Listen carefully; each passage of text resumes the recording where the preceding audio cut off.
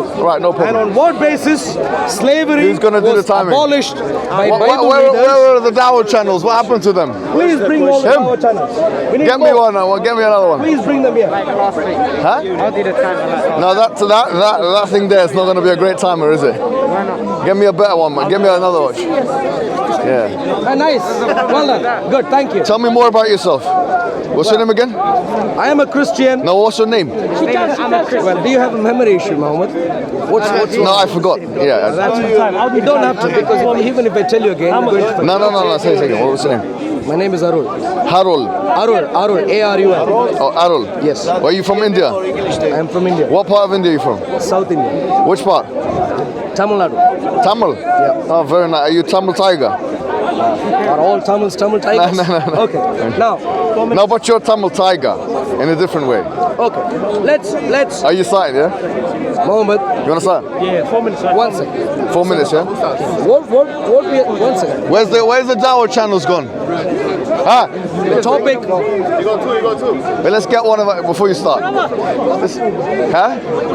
We'll give him 8 minutes or whatever it is. Huh?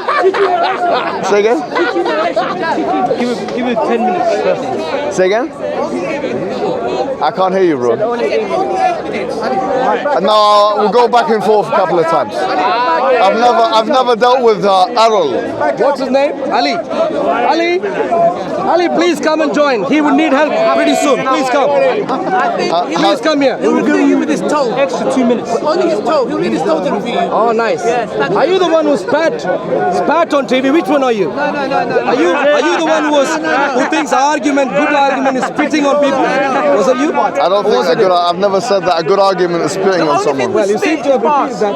Yes. Come on. We'll give you extra 3 minutes. Your uncle is coming forward. The only thing we spit is up. Hey, social media Do you know this guy? He's a nice bloke. Sensible one. Do you know this guy? Unlike many of you, he's a very sensible No, one. I mean, I'm asking, do you know him? Just a reminder. Are you related? The Bible isn't perfect. The Bible isn't perfect. Let's get started. Are your Dawah channels here? No, do you want to put your... You're pushing. Hey, what's good, bro? You don't come Stop pushing you. Hey. Excuse me. It's fine. He's an old man is being rude. Excuse me, please don't be rude to him. I'm not being rude to him. He's pushing everyone. He's pushing. All right. Do you have a problem with him coming here? I have a problem with pushing me. Okay. No, I'm not pushing you. Brother James, come this way. You're pushing me. Don't tell lies. Don't tell lies. Where's James? Brother James, that's fine. Where's brother James? We need him. The topic that we're going to talk about is the factors.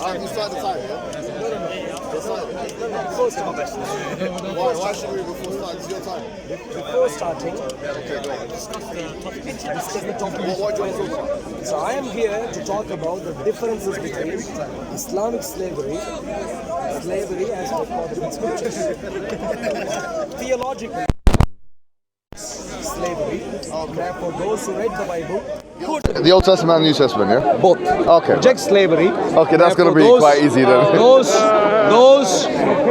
who read the Bible could. No problem. I understand the topic. Reject the Bible. I understand the topic. Reject slavery. I understand the topic. In contrast, in regards to Islam, Right, can we get your time started then? Because we understand the topic. what's the topic? The topic is slavery, right? And the biblical / Quranic view of it. Get started. View. 4 minutes, get started. Do you agree with Islamic slavery? With the topic, yes. But do you agree? No, give him 4 minutes. No, don't ask me questions. You want to start? You got your 4 minutes start. No, don't ask me questions. No. The topic is fine. What is the topic? The topic is slavery in the Bible and the Quran. That's not a topic. I'm proposition. Yes, it is a What topic. is the proposition? That's what you said. I'm happy with it. The proposition. Are you happy with that? The proposition. Yeah. Islam continues to have slavery. Okay, no problem. Underpinning You're fine. its theology. Okay, I disagree with it. If you're talking about human to human slavery, not God to human, right? Is that what you mean? Human to human slavery. Fine, no problem. I'm against that proposition. Okay, good. So All right, that's what we're talking about. And also we're talking about the Bible, right? Yes. No problem. 4 minutes. Go ahead, please. Do you want to go first? No, you go first, sir. No, one second. Can you buy me a beer? No, wait. Brother, you buy it yourself. I'm gonna look away. Okay, let's Start now, yeah? Listen, let's focus on the big topics and then we'll talk about these things later. All right. Go ahead. 4 minutes now. Go ahead. Okay. Islam approves of Islamic slavery, and therefore even until today there is no theological basis to reject slavery according to Islam. Why does Islam propagate slavery? Point number one, Muhammad himself and the wider religion has a derogatory view on a few different people groups. Number one, black people. Number two, unbelievers, and especially women. A very derogatory view, and this resulted in harsh dealing by people including Muhammad himself of slaves. Harsh punishments, harsh dealing with slaves. Slaves were tortured, sex torture for female slaves. Slaves had no rights, and slaves had perpetual slavery, no legal rights, no civil rights. They were treated as merchandise and so on. According to Islam, there was no intention to manumit, i.e. to abolish slavery. Muhammad himself allowed Islamic slavery to be propagated until perpetuity. So Islam is a very bad model for today, because according to Islam, Islamic slavery is still a valid model to be practiced and will be practiced even till the end of times. In contrast, when we come to the Bible considers every human being to be similar. When we compare the Bible, Jesus Christ, with Muhammad, we see someone who is well fitting into the 21st century model, where we hate racism, where we hate slavery. So Jesus Christ is the only person that needs to be followed in terms of our modern views of slavery, abolishing of slavery, and our modern views on the fact of human beings being similar. Muhammad is not a good example for people of today, and therefore Muhammad ought to be rejected. So in particular, I'd like to ask the question to Muhammad, who is here. Muhammad, the so-called Islamic prophet, approves of having sex with captive women at will by Muslims. Do you think that's a very good model for today to practice? When Muslims go to capture non-Muslims, do you think Muslims should have the ability and the permission from Muhammad and the Islamic Allah to have sex with captive women at all times, anytime they want to? And do you agree with that principle?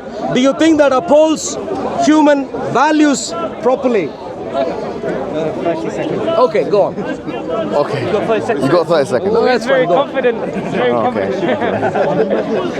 Thank you for joining the Sunday sparring sessions with subpar opponents like this man here, who clearly is not articulate enough and hasn't used enough evidences from the Quran or Sunnah. In fact, if I recall, he hasn't used any evidence at all. He had papers in his hand, but he didn't even quote a single verse from the Quran or a single hadith. Unfortunately today, what I will be doing is the opposite of that without the papers in my hand. So the Quran states something which refutes almost everything he states, which is in chapter 90 of the Quran, where it says, وَمَا أَدَرَاكَ مَا الْعَقَبَةُ فَكُّ رَقَبَةٍ. What would make you know what the good way is? Freeing slaves is the good way. So the idea that the manumission of slaves or the emancipatory discourse was that which is not mentioned in the Quran, but in fact the opposite of is mentioned, is something directly refuted in the Quranic discourse. Now this verse, وَمَا أَدْرَاكَ مَا الْعَقَبَةُ فَكُّ رَقَبَةٍ, is not an abrogated verse. Now I would like to know how my friend here has an answer for this verse. But not only this, we find in the Quran in chapter 9, when Allah subhanahu wa ta'ala, He mentions the categories of zakat, which is, as you know, one of the 5 pillars of Islam. There are 5 pillars of Islam. I can teach you the basics in some other time. One of them is zakat, the charity. And so one of the categories of charity is wafir riqab, and freeing slaves. So here you have 2 things. You have an emancipatory discourse in chapter 90, Surah Al-Balad, and then you have the Quran saying one of the obligations, which is zakat, you have to spend the money to emancipate slaves. And then we have all of these ahadith of the Prophet Muhammad telling us of the virtue of freeing slaves. Now, this already has refuted almost everything that he has said. Let's move to the Bible now for a nice discussion about Numbers chapter number 31, verse number 18, which of course is going to be a difficult verse for my honorable friends, and of course I use the term loosely here, to explain where Moses is told to go into the town, and he is take the young girls for yourself.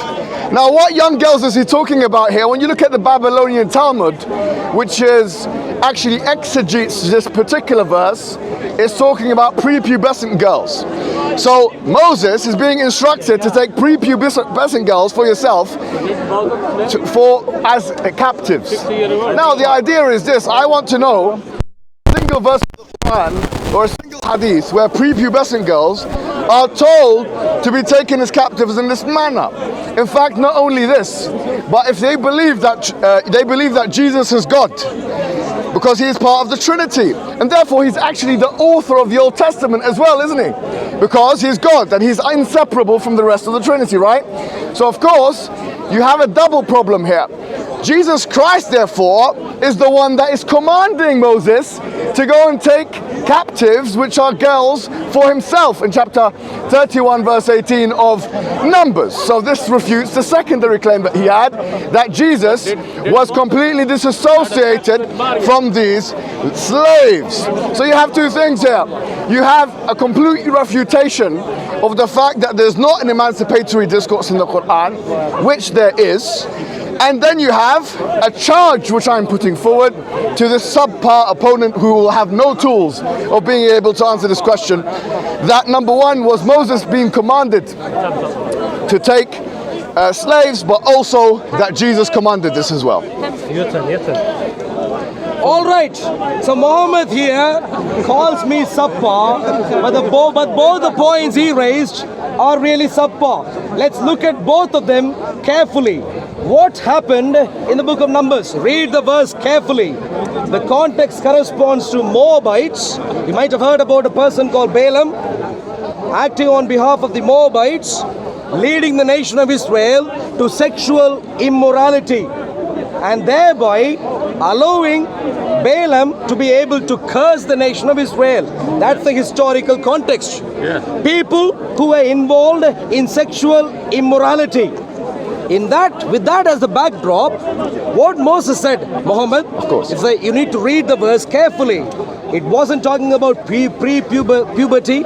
Nothing about adolescence or puberty is discussed. If you read the verse carefully, all that it would talk about is girls or ladies who did not have intimacy with men. What was he talking about? What he was talking about was those who did not lead you to sexual immorality.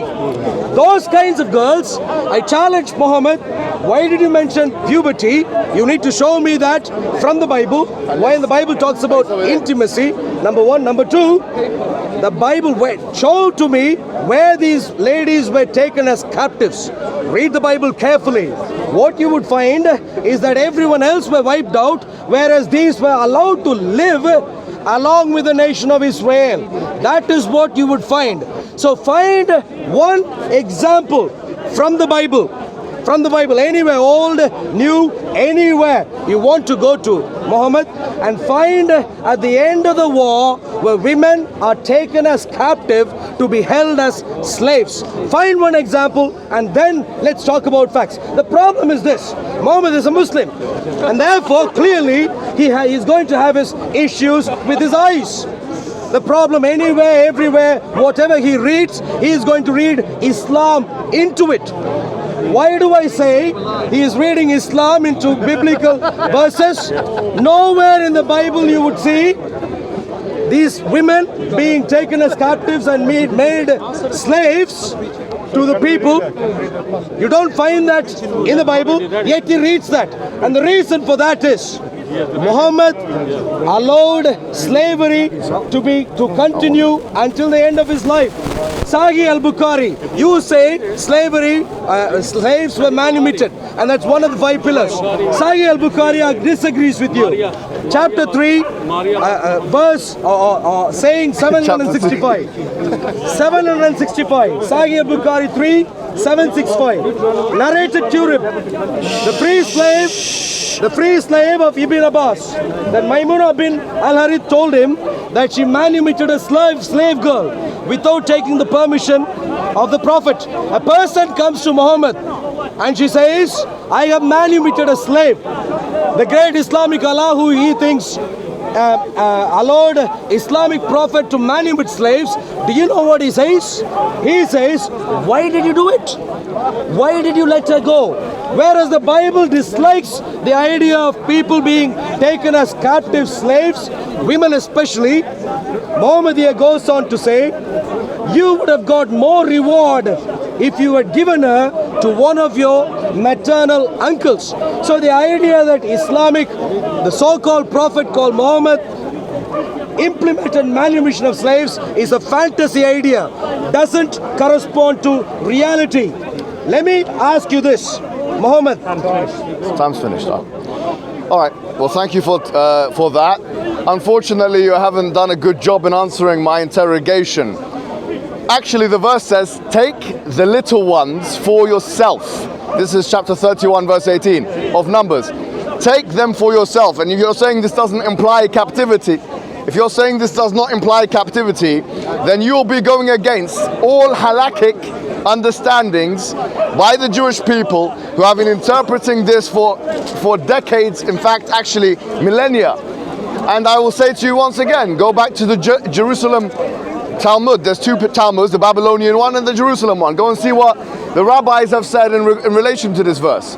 They clearly understood it to mean captivity. Okay, you don't like this verse. Let's go to 1 Samuel chapter 15, verse 2, where it talks about going the way of the Amalekites and don't leave anything alive, and even the donkey, women, children, and even the donkey. And other places it says kill everything.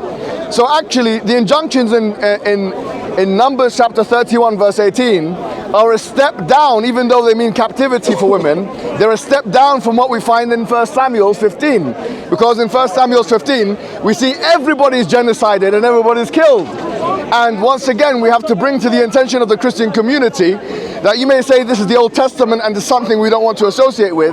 But if you believe that Jesus is inseparable from the Trinity, then you believe that he was the author of the Old Testament, which means that at least at one point in time, he must have ordered Moses to do those genocides and kill those children and kill those animals. This is clear, and this is the understanding of the rabbis, and this is the understanding, quite frankly, of even reformers, theologians like John Calvin, who exegeted the Bible. Look at how people exegeted the Bible away from this pathetic apologism that you're finding here from these people. You'll find that it's a consistent theme, that they understood it in the way of genocide and captivity and slavery. In fact, racial slavery, which he had the audacity to accuse our Prophet of, despite the fact that he is the only man, and Islam is the only religion which categorically forbids racism. And I say that to you, get me one verse of the Bible which has the equivalent of saying racism is wrong. I can get you a hadith straight away. La fadla li Arabiyyin ala ajami. That there's no virtue over an Arab over a non-Arab, or a black man over a white man, and that the best of you are those most in virtue. Get me the equivalent of that in the Bible. We find the opposite in the Bible. Genesis chapter 9 verse number 22, we find the curse of Ham. Noah had 3 sons, and the biblical exegete said the curse of Ham was that he was cursed with black skin, curly hair, and slavery. And you see now, those who justify slavery in the transatlantic slave trade, obviously some use the Bible to I will be honest, to attack slavery as well, but for the majority of those who promulgated slavery use this curse of Ham as a justification. You can't come to me and talk about slavery. You can't come to me and talk about racism, because the Bible, there is nothing in the Bible that forbids racism. We have Jesus Christ. Is it time? 20 seconds. 20 seconds. We have Jesus Christ in the New Testament. We have Jesus Christ shunning the Gentile woman and calling her of the dogs. This is racism, with all due respect. She's a dog because she's not a Jew. So here we find, my challenge is very clear. One verse of the Bible which categorically rejects slavery, and how do you deal with those verses that I told you in chapter 19 and chapter 9? Yeah. Muhammad Hijab should get to know the topic first clearly. If you're going to talk about genocide as the Bible advocate, we can get to that later. The point is pretty simple, Muhammad. If you want to listen here, the point is pretty simple. The entire narration of the nation of Israel was about God redeeming a people group who were slaves, oppressed slaves. Redeeming them and giving them liberty is the entire Old Testament, the beginning of the Old Testament. And Exodus chapter 22 verse 21, soon after God brings them out, this is what he says: not to mistreat a stranger or oppress him, because you were strangers in Egypt. The challenge that I had for you is very simple, Muhammad. Find one evidence, read to me one evidence where you find people who are brought under captivity and made slaves to live with Israel, to be slaves with Israel. You won't be able to find. In contrast, what you will find is that in the Bible, you find God advocate similar law for foreigners and for the nation of Israel. God forbidding kidnapping, i.e. taking a person against his will, whether it against his will and bringing him under captivity. You find people given rights, legal rights given to those who are working in Egypt. Exodus 22, 21, not to mistreat a stranger or oppress him, no unfair treatment, no forced marriage. Jesus says there is neither, New Testament says, Galatians 3:28, there is neither Jew nor Greek, there is neither slave nor free. Excuse me, one second. There is neither male nor female. So if you go through the Bible, the entire story about the Bible is redemption of slaves and people being made to live as free human beings, only with obligation under God. In contrast, what do you find? In contrast, you find Muhammad. Excuse me. In contrast, you find Muhammad having deep racism. Muhammad thinking 2 black people are equal to 1 Arab slave. Sahih Muslim 10:3901. Sahih al-Bukhari 9:89, 256. That black people were raised in heads. Muhammad himself owned black slaves. Sahih Muslim 10:3901, 52334. Al-Tabari talking about black slaves.